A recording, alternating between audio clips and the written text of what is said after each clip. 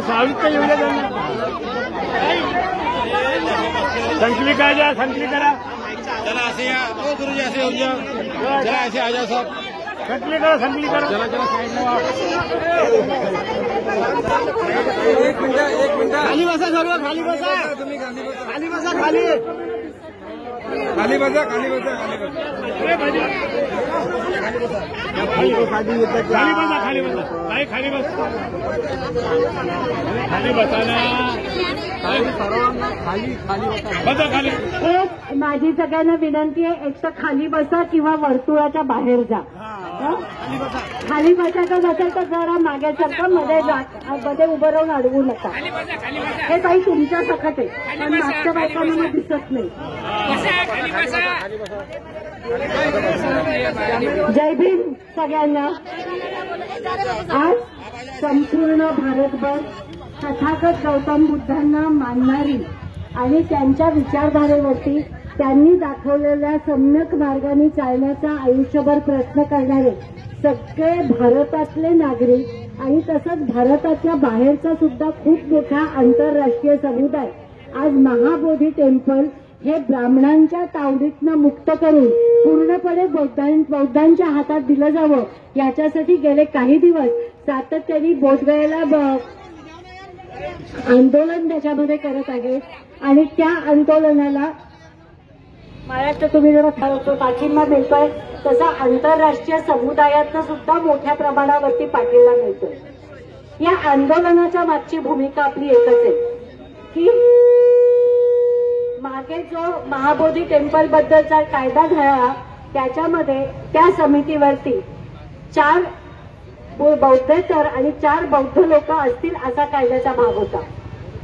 तो कायदा करत असताना एखादा समाजाचा मोठ्या प्रमाणावरचं श्रद्धास्थान हे सर्व समावेशक असावं हा व्यापक दृष्टिकोन त्याच्यामध्ये ठेवला गेला होता. पण त्याच्यानंतर कालांतराने जे काही गोष्ट निर्माण झाली आहे त्याच्यामध्ये बौद्ध संस्कृतीची, बौद्ध धर्माची जी काही प्रतीक आहे, ज्या पद्धतीने आपण आज संपूर्णपणे वंदना घेतो, त्याच्यामध्ये जे काही पथ्य आपण पाळतो ती सगळी बसून एका अर्थाने ब्राह्मणशाही व्यवस्था जी भारतातल्या सगळ्या हिंदू धर्माच्या मंदिरामध्ये बघायला मिळते तीच ब्राह्मणशाही व्यवस्था आणि त्यांचं वर्चस्व आज आपल्याला महाबोधी टेम्पलमध्ये मिळतं. आवाजाचा प्रचंड गोंधळ असणं, केवळ हिंदू ब्राह्मणांनी तिथे पूजा अर्चा करणं, या सगळ्या गोष्टी या सगळ्या बौद्ध परंपरेच्या विरोधात जाणार आहेत. आणि आपल्या सगळ्यांचं ते अत्यंत महत्वाचं प्रेरणास्थान आहे, आदराचं स्थान आहे, आपल्या श्रद्धेचं स्थान आहे आणि सगळ्यांना वैचारिक स्फूर्ती देणारं ते स्थान आहे. कारण जिथे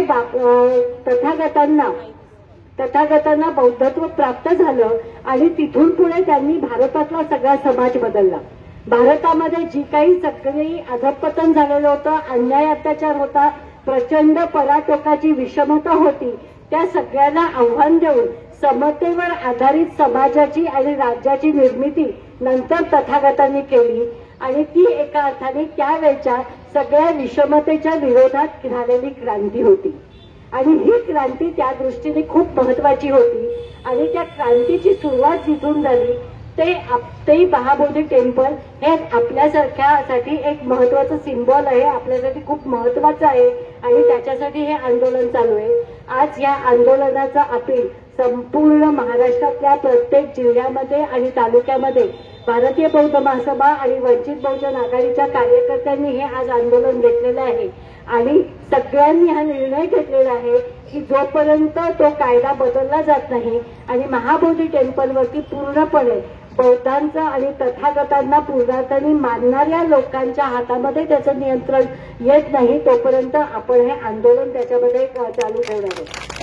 आज या निमित्ताने मी बोधगयाला महाबोधी टेम्पलच्या इथे सातत्याने आंदोलन करणारे सगळे आंदोलन करते आणि तसंच मोठ्या प्रमाणावरचा भारताबाहेरचा बौद्ध समुदाय ज्यांनी या आंदोलनाला पाठिंबा दिलेला आहे आणि ते उतरत आहेत. आणि संपूर्ण भारतभर वेगवेगळ्या पक्षाचे, वेगवेगळ्या आंबेडकरी संघटनांचे, वेगवेगळ्या बौद्ध संघटना ताकदीने या प्रश्नाला दिले आहेत. मी त्या सगळ्यांना सांगू इच्छिते की भारतीय बौद्ध महासभा आणि वंचित बहुजन आघाडी या आंदोलनामध्ये शेवटपर्यंत सर्वांच्या बरोबर असणार आहे आणि आपण हा लढा चालू ठेवणार आहोत. जय भीम, नमो बुद्धाय. अंजलीताई आंबेडकर आघाडी, डॉक्टर बाबासाहेब आंबेडकरांचा, भारतीय बौद्ध महासभेचा, महाबोधी महाविहारांच्या हक्काचा, महाबोधी महाविहारांच्या हक्काचा